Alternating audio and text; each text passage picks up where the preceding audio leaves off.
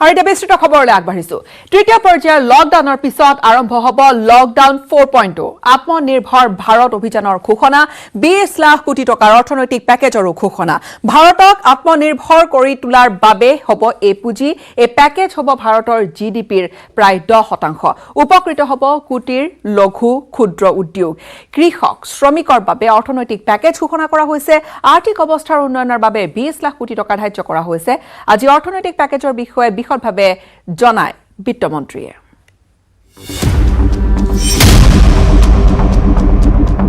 দেশত সোনকালে অন্ত নপৰে লকডাউন। 17 মেত তৃতীয় পৰ্যায়ৰ লকডাউন অন্ত পৰাৰ পিছত 18 মেৰ পৰা আৰম্ভ হ'ব চতুৰ্থ পৰ্যায়ৰ লকডাউন। লকডাউন 4 মঙলবাৰে সন্ধ্যা 8 বজাত দেশবাসীক সম্বোধন কৰি প্ৰধানমন্ত্ৰীয়ে ঘোষণা কৰিলে চতুৰ্থ পৰ্যায়ৰ লকডাউনৰ কথা। অৱশ্যে নতুন লকডাউনৰ বাবে সম্পূৰ্ণ পৃথক হ'ব নিয়ম। 18 মেত চতুৰ্থ লকডাউনৰ নীতি নিয়মৰ নিৰ্দেশনা সদৰি কৰিব বুলিও জনালে প্ৰধানমন্ত্ৰীগৰাকীয়ে। हम मास्क पहनेंगे, 2 गज दूरी का पालन करेंगे, लेकिन अपने लक्ष्यों को दूर नहीं होने देंगे। इसलिए लॉकडाउन का चौथा चरण लॉकडाउन 4 पूरी तरह नए रंग रूप वाला होगा, नए नियमों वाला होगा। राज्यों से हमें जो सुझाव मिल रहे हैं उनके आधार पर लॉकडाउन 4 इससे जुड़ी जानकारी भी आपको 18 मई से पहले दी जाएगी। मुझे पूरा भरोसा है कि नियमों का पालन करते हुए हम कोरोना से लड़ेंगे भी और आगे भी बढ़ेंगे। প্ৰধানমন্ত্ৰীয়ে দেশবাসীক কৰা এই সম্বোধনতে ঘোষণা কৰিলে 20 লাখ কোটি টকাৰ পেকেজ। দেশক আত্মনিৰ্ভৰ কৰাৰ বাবে প্ৰধানমন্ত্ৰীয়ে ঘোষণা কৰিছে এই পেকেজ। এই পেকেজ হ'ব ভাৰতৰ জিডিপিৰ প্ৰায় 10%। এই আৰ্থিক সাহায্য উপকৃত কৰিব কুটিৰ শিল্প, লঘু উদ্যোগ, ক্ষুদ্ৰ উদ্যোগ, কৃষক শ্ৰমিকৰ লগতে মধ্যবিত্তসকলক।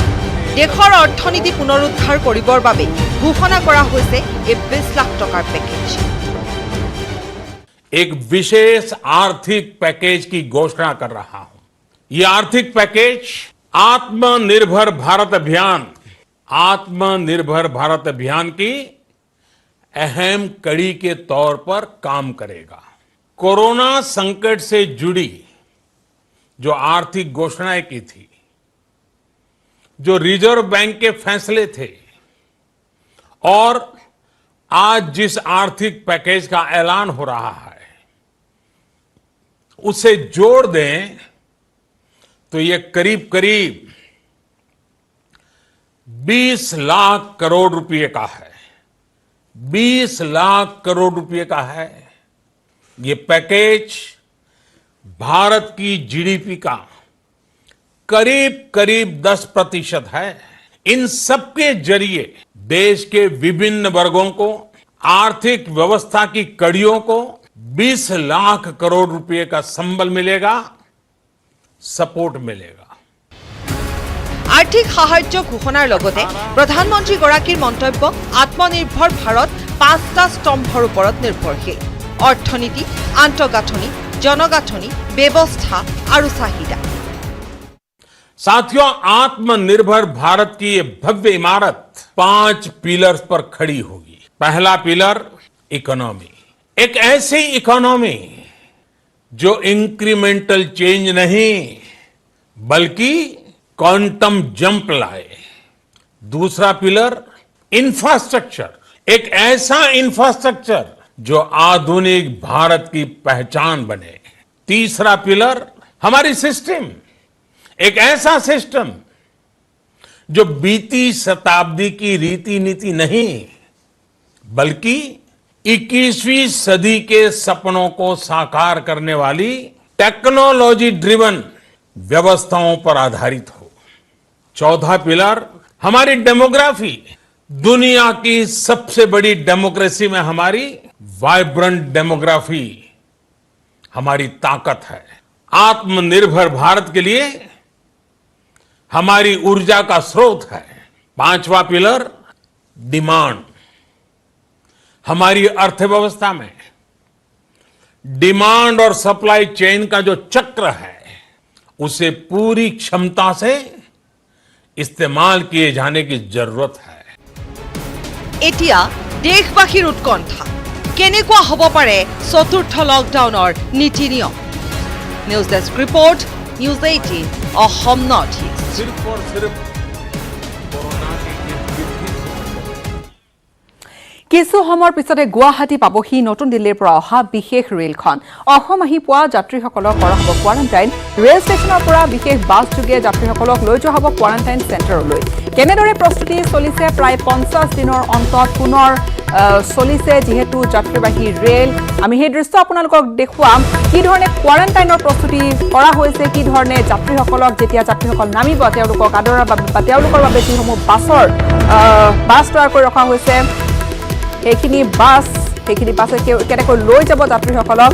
মুঠৰ ওপৰত প্ৰায় 50 দিনৰ অন্তত পুনৰ চলিছে যাত্ৰীবাহী ৰেল আৰু যাত্ৰীবাহী ৰেলৰ চকা পুনৰ ৰেল লাইনত ঘূৰাৰ লগে লগে বিশেষকৈ বিভিন্নজনে আশা ৰেঙনি দেখিছে। কিন্তু মূল কথাটো হৈছে যে কোৱাৰেণ্টাইনত থাকিব সকলো যিসকল যাত্ৰীয়ে নামিব এই ট্ৰেইনখনৰ পৰা গুৱাহাটী আহি পাবহি আৰু কিছু সময় পিছতে ইতিমধ্যে আৰু দুটা ষ্টেচনত ৰৈ আহিছে ট্ৰেইনখন। গুৱাহাটী পাব, গন্তব্যস্থল হৈছে ডিব্ৰুগড়। দিল্লীৰ পৰা ডিব্ৰুগড়লৈ চলিছে এই ট্ৰেইনখন আৰু দিল্লীৰ পৰা অহা এই বিশেষ ৰেলখনত অসমৰ যিসকল যাত্ৰী আহিছে তাৰে অধিকাংশ যাত্ৰী, প্ৰায় 800 যাত্ৰী আহিছে। অধিকাংশ যাত্ৰী, প্ৰায় 400ৰ আশে-পাশে যাত্ৰী অৰুণাচল প্ৰদেশৰ বুলি জানিব পৰা গৈছে। মুঠৰ ওপৰত তেওঁলোক অধিকাংশ যাত্ৰীয়ে নামিব ডিব্ৰুগড়ত আৰু তাৰ পিছত গন্তব্যস্থানলৈ যাব। আৰু স্বাস্থ্যমন্ত্ৰীগৰাকীয়ে কালিৰ দিনটোত এখন সংবাদমেলযোগে যিখিনি কথা সদৰি কৰিছিল যে বিভিন্ন ঠাইত কোৱাৰেণ্টাইনৰ ব্যৱস্থা কৰা হৈছে আৰু এই কোৱাৰেণ্টাইন স্থানসমূহত যাত্ৰীসকলক ৰখোৱা হ'ব আৰু তেওঁলোকৰ প্ৰথমে স্বাস্থ্য পৰীক্ষা কৰোৱা হ'ব। কিন্তু বাছত উঠিবলৈ দিয়াৰ পূৰ্বে আচলতে যাত্ৰীসকলক কৰোবা লক্ষণ আছে নেকি কোনো যাত্ৰীৰ, তেনেধৰণৰ পৰীক্ষা নিৰীক্ষাখিনি প্ৰথমে কৰি লোৱা হ'ব।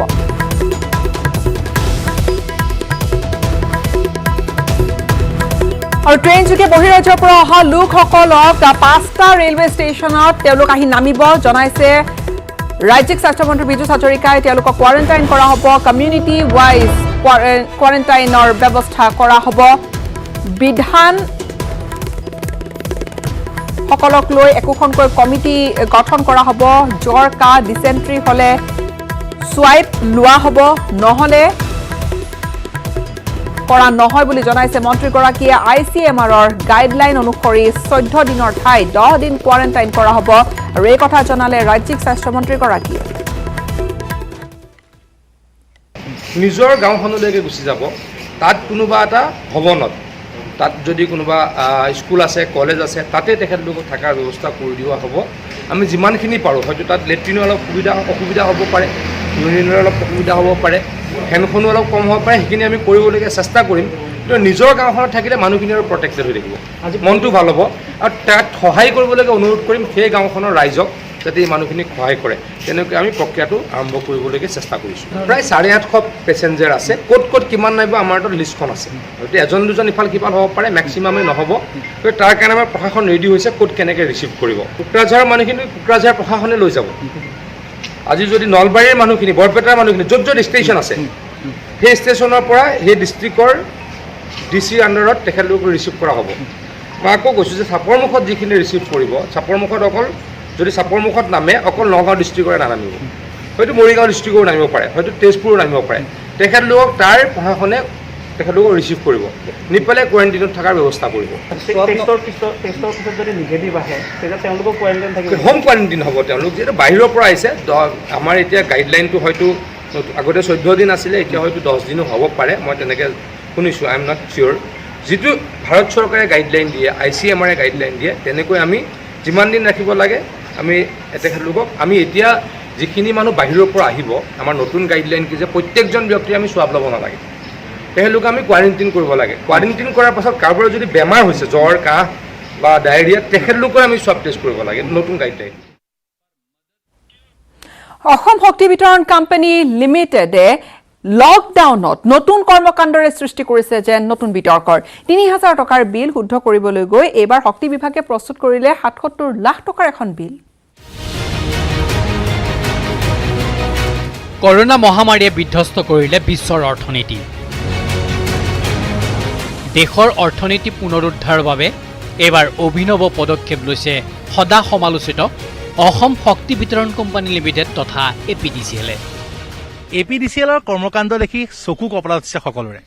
শেহতীয়াকৈ নগাঁৱত বিভিন্ন ব্যক্তিৰ ঘৰলৈ APDCL-এ বনোৱা বিলত দেখিবলৈ পোৱা গৈছে অভাৱনীয় যি এমাউণ্ট। এই মাহত বিল আহিছে 1,60,000 টকা। ইয়াৰ নগাঁও APDCL-ৰ যি কৰ্মচাৰী আছে এই কৰ্মচাৰীসকলৰ কি ধৰণে কাম কৰি আছে তাৰমানে লকডাউনৰ সময়ছোৱাত যে সকলো মানুহ কিন্তু ভীতিগ্ৰস্ত হৈছে, আৰ্থিকভাৱে হওক বা সকলো ছাইডৰ পৰা ভীতিগ্ৰস্ত হৈছে, কিন্তু তেনে ক্ষেত্ৰত দেখা পোৱা গৈছে নগাঁও APDCL-ৰ পৰা বা APDCL সমগ্ৰ অসমতে এনেধৰণৰ পৰিস্থিতিৰ সন্মুখীন হৈছে নেকি? APDCL-ৰ এই অভিনৱ কৌশলৰ আঁৰত এখন বিল, এমাহত ৭৭ লাখ টকাৰ বিল। কোনো বৃহৎ উদ্যোগৰ নহয়, নগাঁৱৰ লক্ষ্মীনগৰৰ বাসিন্দা অভিজিৎ শইকীয়াৰ ঘৰৰ বিদ্যুতৰ বিল। যোৱা মাহত অভিজিৎ শইকীয়াৰ ঘৰত 509 ইউনিট বিদ্যুৎ ব্যৱহাৰৰ বিপৰীতে আহিছিল ৩,০০০ টকাৰ বিল। অধিক বিল অহা বুলি শক্তি বিভাগক অভিযোগ দিছিল অভিজিৎ শইকীয়াই, আৰু সেই বিলখনৰ বিপৰীতে APDCL-এ ৩,০০০ টকাৰ বিলখন শুদ্ধ কৰিবলৈ গৈ প্ৰেৰণ কৰিলে ৭৭,২০,৭৭৫ টকাৰ বিল। ৩,৬34 টকা বিল আহিছিল। তাৰপিছতে পুনৰ বিলখন শুদ্ধ হৈ আহিলে, কিন্তু শুদ্ধ হৈ পেলাই কিমান বিল আহিলে আপোনাৰ? শুদ্ধ হৈ বিল আহিলে মোৰ ৭৭,২০,৭৭৫ টকা এগেইনষ্ট 9,99,999 ইউনিটৰ এগেইনষ্ট। আৰু এনেকুৱা ধৰণৰ ভুল মই বহুতো পাইছো। নিশ্চয় মোৰ এতিয়া মোৰ নিজৰ ভিন্দৰ ঘৰত সেম কণ্ডিশ্যনে হৈছে, য'ত 4,90,000 টকা বিল আহিছে। APDCL-এ মানে ত্ৰাণকৰ্তা হিচাপে এই ৰাইজৰ অসমীয়া ৰাইজৰ টকাসমূহ তেওঁলোকে সংগ্ৰহ কৰি পেলাই তেওঁলোকে মানে এইসমূহ বিশ্বৰ অৰ্থনীতিক বিলাই দিব, এই তেওঁলোকে এটা পোষকতা কৰিছে। একেই অৱস্থা মঙলদৈৰ পানীগাঁও চাৰিআলিৰ প্ৰবাল শৰ্মা নামৰ আন এজন উপভোক্তাৰ। তেওঁৰ ঘৰতো এমাহত খৰচ হোৱা বিদ্যুতৰ বাবদ শক্তি বিভাগে পঠালে 1,67,000 টকাৰ বিল। এফালে কৰোণাৰ আতংক আৰু আনফালে হঠাৎ আজি যেতিয়া এই বিলখন ৰাতিপুৱাতে মই পালোঁ, তেতিয়া সঁচাকৈ ভয় লাগিছে আৰু আতংকিত হৈ পৰিছোঁ। আৰু মনত ক্ষোভো আহিছে যে এনেকুৱা ধৰণৰ আজব আৰু মানে সমস্যাযুক্ত কিছুমান কাম বিদ্যুৎ বিভাগে কৰিব নালাগে। APDCL-এ দেশৰ অৰ্থনীতি পুনৰুদ্ধাৰৰ এই সূত্ৰ প্ৰয়োগ কৰিলে মঙলদৈতো। লকডাউনত বন্ধ থকা বিদ্যালয়ৰ বিদ্যুতৰ বিল আহিল ৭৭,৭০,৪৯৬ টকা।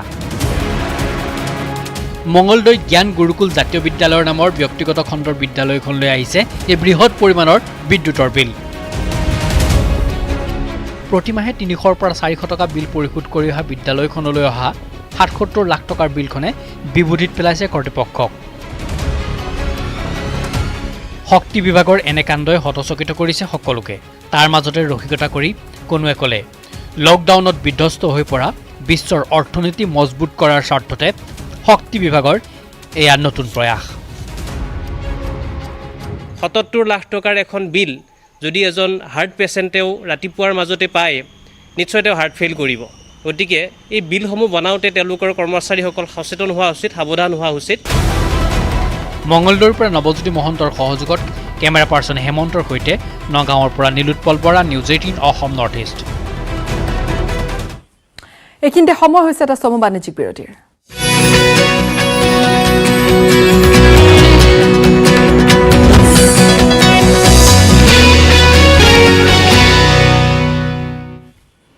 লকডাউনৰ মাজতে ৰাজ্যলৈ আহিছে আচলতে এটা ভাল খবৰ। মৎস্য উৎপাদনেৰে স্বনিৰ্ভৰশীল হৈছে অসম। বহিৰাজ্যৰ পৰা মাছ আমদানি কৰাৰ বিপৰীতে চুবুৰীয়া ৰাজ্যলৈ ৰপ্তানি কৰা হৈছে অসমৰ মাছ। ভাল খবৰ, মৎস্য উৎপাদনত স্বনিৰ্ভৰশীল হৈছে অসম। বহিৰাজ্যৰ মাছ নোহোৱাকৈ চলিছে অসম। বিপৰীতে অসমৰ মাছ চুবুৰীয়া ৰাজ্যলৈ প্ৰেৰণ হৈছে। মন্তব্য মীনমন্ত্ৰী পৰিমল শুক্লবৈদ্যৰ। মাছেৰ ক্ষেত্ৰত আমি স্বনিৰ্ভৰশীল, কিন্তু ইয়াৰ ভিতৰত অলপ কথা আছে। কথাটো এনেকুৱা যে আমাৰ ফালৰ পৰা মাছ কিন্তু বহিৰাজ্যত গৈ আছে। মিজোৰাম আমাৰ লোকেল ফিছ, এই লকডাউন পিৰিয়ডত আমাৰ লোকেল ফিছ কিন্তু মিজোৰাম গৈ আছে। ঠিক তেনেকুৱা অৰুণাচল গৈ আছে, মেঘালয় গৈ আছে, কাৰণ বাহিৰৰ আহাবিলাক বন্ধ। লকডাউনৰ সময়ৰ পৰা এতিয়ালৈ ৰাজ্যৰ মীন বিভাগে ৮০ কোটি টকাৰ মাছ ব্যৱসায় কৰিছে। লগতে আগন্তুক 5 মাহলৈ অসমত মাছৰ কোনো অসুবিধা নাই। 5 মাহ চলিব পৰাকৈ অসমত মাছ পৰ্যাপ্ত আছে। যে আমাৰ প্ৰায় 80 ক্ৰোৰ্ছৰ ওপৰত মানে এই কেইদিনৰ ভিতৰত লকডাউনৰ পৰা আজিলৈকে থাৰ্ড ফেজলৈকে আমাৰ 80 কোটি টকাৰ আমাৰ বিজনেছ হৈছে। আজিৰ দিনতো আমাৰ যিমান ষ্টক আছে মইতো ভাবো 4-5 মাহ একেবাৰে নিৰ্দ্বিধাই যাব মানে এতিয়াৰ ষ্টকটো। বুধবাৰে অসম কৃষি বাণিজ্য আৰু গ্ৰাম্য ৰূপান্তৰকৰণ প্ৰকল্পৰ অধীনত আবিষ্ট প্ৰজনন প্ৰক্ৰিয়া শুভাৰম্ভণি অনুষ্ঠানত উপস্থিত থাকি মন্ত্ৰী শুক্লবৈদ্যই ঘোষণা কৰিলে চলিত বছৰত 15 লক্ষ মাছ পোনা উৎপাদনৰ বাবে সাজু হৈছে মীন বিভাগ। ইয়াৰ বাবে মীন বিভাগৰ অধীনত থকা পুখুৰীসমূহত পোনা উৎপাদন কৰিব চৰকাৰে। আমি এইবাৰ যেটো প্ৰডাকশন কৰিম এবাৰ আৰু আমি বহলকে প্ৰডাকশন আৰম্ভ কৰিছো। উল্লেখযোগ্য যে মাছমৰীয়াসকলক বিভাগৰ তৰফৰ পৰা বিনম্ৰ অনুৰোধ এই সময়ত যাতে পোনা দিয়া মাছ চিকাৰ কৰা নহয়। সেয়া বিভাগে অৱগত হলে নিশ্চয়কৈ বিহিত ব্যৱস্থা গ্ৰহণ কৰিব। কেমেৰা পাৰ্চন মনোজৰ সৈতে বলেন Bhattacharya report news 18 Assam north east. বিশ্বত ত্ৰাস কৰোনা ভাইৰাছে বিপৰ্যয় কঢ়িয়াই আনিছে কাজিৰঙাৰ পৰ্যটন উদ্যোগটিলৈ। প্ৰথমে কা বিৰোধী আন্দোলনৰ ফলত ক্ৰমে স্তিমিত হৈ পৰা কাজিৰঙাৰ পৰ্যটন উদ্যোগক কুঙা কৰি পেলালে একেবাৰে কৰোনা ভাইৰাছৰ সংক্ৰমণে। বুধবাৰে কাজিৰঙাৰ জীপ ছাফাৰী সংস্থাৰ সদস্যসকললৈ 2000 টকাকৈ আৰ্থিক সাহায্য আগবঢ়ায় মুখ্যমন্ত্ৰী সৰ্বানন্দ সোণোৱালে।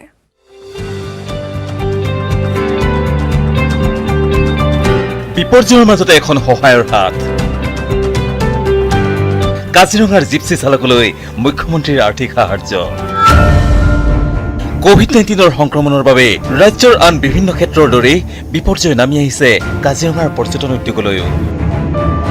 প্ৰথমে কা বিৰোধী আন্দোলন আৰু পিছত কোভিড-19 সংক্ৰমণ, এই দুইটা মাধমাৰে এক প্ৰকাৰৰ কুঙা কৰি পেলাইছে কাজিৰঙাৰ পৰ্যটন ক্ষেত্ৰ।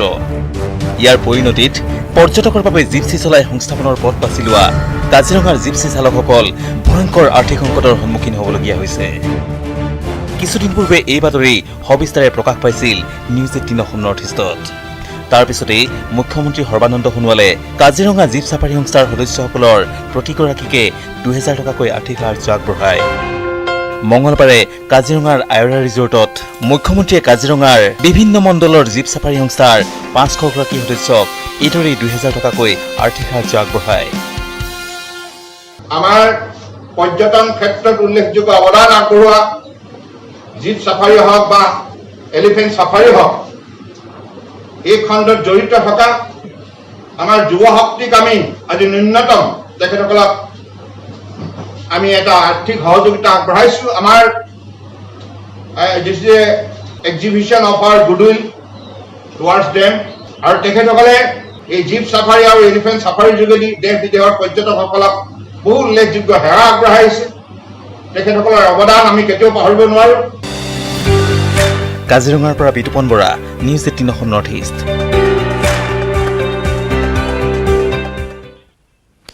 চৰকাৰী আঁচনিৰ নামত ব্যাপক কেলেংকাৰী সংঘটিত হৈছে। দৰিদ্ৰ কৃষকৰ ধনৰ ওপৰত জনপ্ৰতিনিধিৰ পৰিছে চকু। প্ৰতিখন জিলাৰ গাঁৱে গাঁৱে আত্মসাত হৈছে কৃষকৰ বাবে থকা ধন। প্ৰধানমন্ত্ৰী কিষাণ সন্মান নিধিৰ ধন লাভ কৰিছে একাংশ জনপ্ৰতিনিধিৰ আত্মীয় স্বজনে। ৰাজ্যত ব্যাপক হাৰত কৃষকৰ ধন আত্মসাত। প্ৰতিখন জিলাৰ গাঁৱে গাঁৱে আত্মসাত কৃষকৰ ধন। প্ৰধানমন্ত্ৰী কৃষক সন্মান নিধিৰ ধন আত্মসাত একাংশ জনপ্ৰতিনিধিৰ। জাগিৰোডৰ মায়ঙত প্ৰকৃত কৃষকৰ পৰিৱৰ্তে ধন লাভ কৰিছে চৰকাৰী কৰ্মচাৰী, পঞ্চায়ত প্ৰতিনিধিয়ে।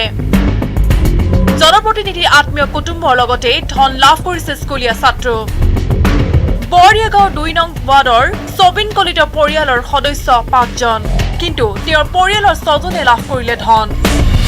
একেটা ৱাৰ্ডৰে পদ্মেশ্বৰ ডেকাৰ 5 জনীয়া পৰিয়ালৰ 4 জনে, শিক্ষক যতীন কলিতৰ 4 জনীয়া পৰিয়ালৰ 3 জনে পালে ধন। মায়ং পঞ্চায়তৰ শিলডুবি গাঁৱৰ 1 নং ৱাৰ্ডৰ সদস্য সোণমণি মেধিৰ পৰিয়ালৰ 2 জনেও পালে ধন।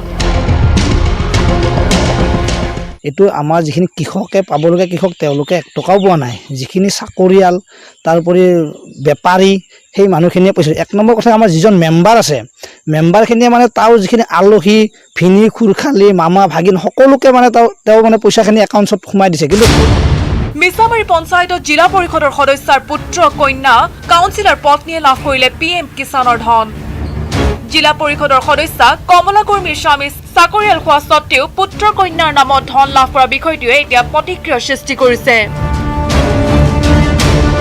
জিলা পৰিষদ কমলা কৰ্মীৰ ঘৰতেই নিজ পুত্ৰ আৰু কন্যাৰ নামত এই ধন আবণ্টিত হৈ আছে ইফালে ৰঙিয়া বৰদল গাঁও পঞ্চায়তৰ কাছাৰী খলমাৰী আৰু গোখাই খলমাৰী গাঁৱত ভুৱা কৃষকে লাভ কৰিছে ধন নিশাটোৰ ভিতৰতে চৰকাৰী চাকৰিয়াল হৈ পৰিল খেতিয়ক বিপৰীতে আমাৰ ইয়াত যিবিলাকে খেতি নকৰে চাকৰিয়াল মানুহে সোমাব বুলি আমি গম পাইছোঁ আমি নাপাওঁ চাকৰিয়া কৰাগিলাখানে পায় আমি এটাও পোৱা নাই যিবিলাক খেতি কৰি আছে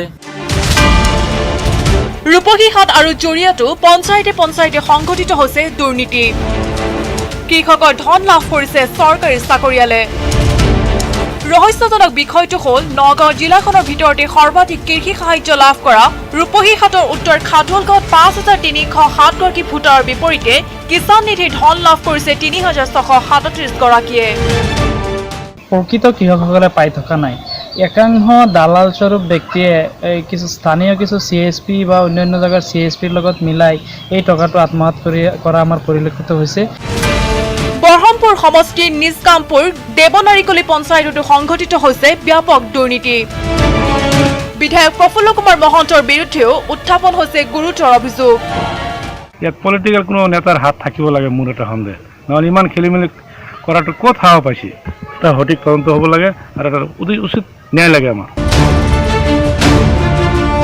ব্যতিক্ৰম নহয় গহপুৰ বিধানসভা সমষ্টিও সমষ্টিটোৰ 34খন গাঁও পঞ্চায়তৰ অধিকাংশ পঞ্চায়ততে বঞ্চিত হ'ল প্ৰকৃত কৃষক ভুৱা কৃষকৰ একাউণ্টত সোমাল ধন প্ৰকৃত কৃষক বঞ্চিত হোৱাত ক্ষোভ প্ৰকাশ কৰিছে আমতলা পঞ্চায়তৰ পঞ্চায়ত প্ৰতিনিধিৰ বিৰুদ্ধে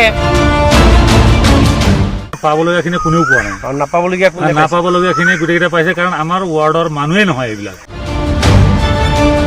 bureau report news 18 Assam north east বিশ্বজুৰি ট্ৰাক সৃষ্টি কৰিছে কৰোনা ভাইৰাছে আৰু কৰোনাৰ এই মহা আতংকৰ মাজত সংগোপনে কিন্তু মনোৰম হৈ ধৰা দিছে প্ৰকৃতিয়ে এফালে কৰোনাৰ বিৰুদ্ধে সজাগতা আনিবলৈ 2-1 সংগঠনে লৈছে কিছু ব্যতিক্ৰমী পদক্ষেপ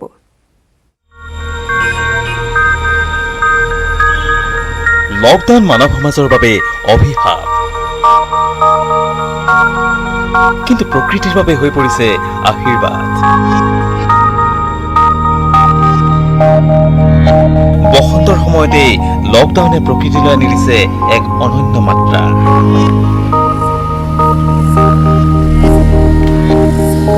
এতিয়া চৌপাশ ৰঙা কৰি ফুলিছে কৃষ্ণচূড়া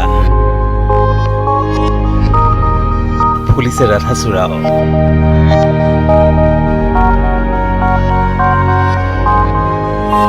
এজাৰো ফুলিছে পাহিটো পাহিকৈ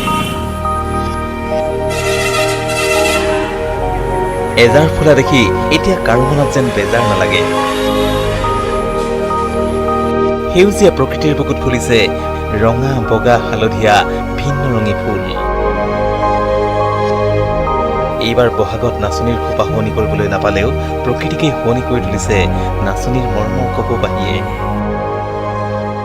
আচলতে প্ৰকৃতি যৌৱনা হৈছে প্ৰকৃতিৰ কি অপৰূপ সৌন্দৰ্য ৰাধাচূড়া কৃষ্ণচূড়া সোণাৰু এজাৰ ফুল সঁচাই পৃথিৱীখন কিমান ৰাঙলী কৰি তুলিছে মানুহবিলাকৰ হয়তো কৃতকৰ্ম আমি তেনেকৈ ভাবিছোঁ কাৰণ প্ৰকৃতিৰ সব জীৱ জন্তু যেতিয়া মুকলিকৈ ফুৰিব পাৰিছে বসন্তৰ এই যি আনন্দৰ সময় সেই সময়ত আমি এনেধৰণে বন্দী হৈ থাকিব লগা হৈছে আমি দেখিছোঁ গছে গছে কৃষ্ণচূড়া ৰাধাচূড়া এইবিলাক আৰম্ভ হৈছে আৰু খুবেই ভাল লাগিছে কিন্তু আমি বন্দী হৈ থাকিব লগা হৈছে এতিয়া পৰিস্থিতিৰ কাৰণে প্ৰকৃতিয়ে ঠন ধৰি উঠাৰ সময়ত আনন্দত আত্মহাৰা হৈ পৰিছে বনৰ জীৱকুলো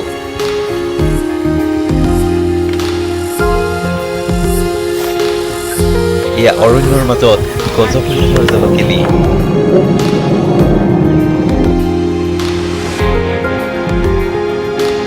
কোমল ঘাঁহ খাবলৈ পাই আনন্দত আত্মমোহা হৈ পৰিছে বনৰ হৰিণাও।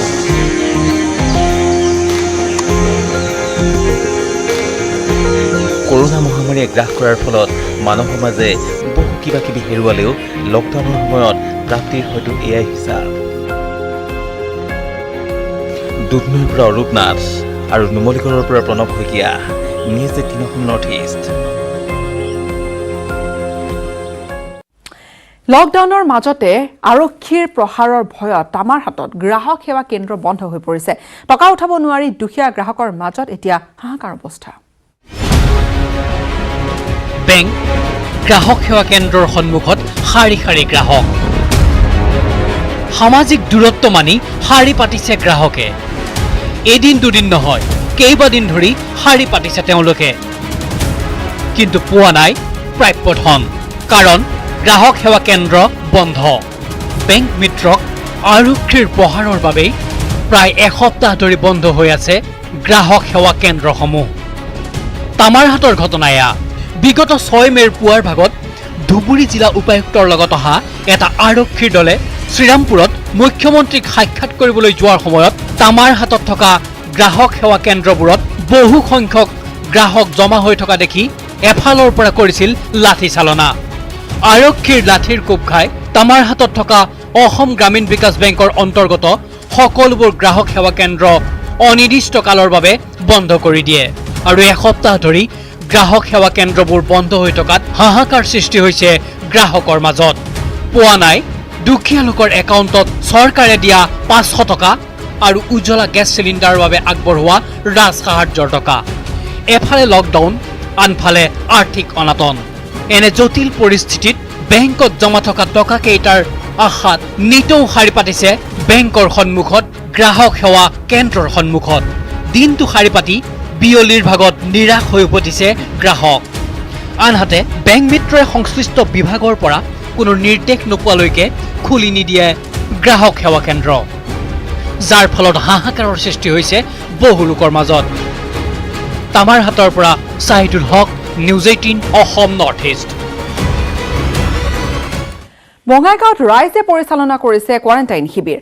ভাৱৰীয়াকাটা প্ৰাথমিক বিদ্যালয়খনত প্ৰশাসনে স্থাপন কৰি দিয়া কোৱাৰেণ্টাইন শিবিৰ পৰিচালনা কৰি আহিছে গাঁওবাসীয়ে। প্ৰশাসনে বান্ধি দিয়া নীতি নিৰ্দেশনা, নীতি নিয়ম অনুসৰি ৰাইজে সা সামগ্ৰী সংগ্ৰহ কৰি পৰিচালনা কৰি গৈছে কোৱাৰেণ্টাইন শিবিৰটো।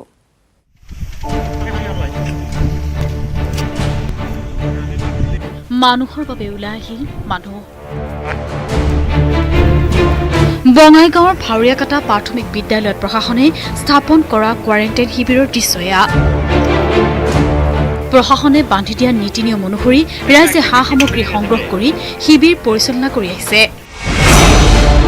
শিবিৰটোত থকা শিশুসহ 10 গৰাকী মহিলাৰ খোৱা বোৱা আৰু নিৰাপত্তাকে ধৰি সকলোবোৰ দিশ গাঁওবাসীয়ে নিজে তদাৰক কৰি আহিছে। নিৰ্দিষ্ট এঘৰত ৰন্ধা বঢ়া কৰি খাদ্য সামগ্ৰীসমূহ গাঁওবাসীয়ে সামাজিক ব্যৱধান অক্ষুণ্ণ ৰাখি মাস্ক, গ্লোভ আদি পৰিধান কৰি শিবিৰৰ আৱাসীসকলৰ মাজত বিতৰণ কৰি আহিছে। প্ৰশাসনক সম্পূৰ্ণ সহযোগিতা আগবঢ়াই গাঁওবাসীয়ে কেৱল খাদ্য যোগানৰ লগতে নিজৰ ৰন্ধা বঢ়া কামতে ক্ষান্ত নাথাকি নিশাৰ ভাগত শিবিৰটো থকা লোকসকলৰ নিৰাপত্তাৰ বাবে প্ৰতি নিশাই 3জনকৈ যুৱকে পহৰাৰ ব্যৱস্থা কৰিছে। আমাৰ ভাৱৰীয়াকাটা ৰাইজে মোক যথেষ্ট সহযোগ কৰিছে, ৰন্ধা বঢ়াৰ পৰা আদি কৰি ৰাতি পহৰা দিয়ালৈকে। ঘৰৰ ফালৰ পৰা আমি ৰাইজে আমাক চাউল, কণী এনেকৈ দানো কৰিছে। কোৱাৰেণ্টাইনত যিখিনি মানুহ আছে আমাৰ গাঁৱৰে মানুহ হয়, 10জন ইয়াত আমাৰ পেচেণ্ট আছে।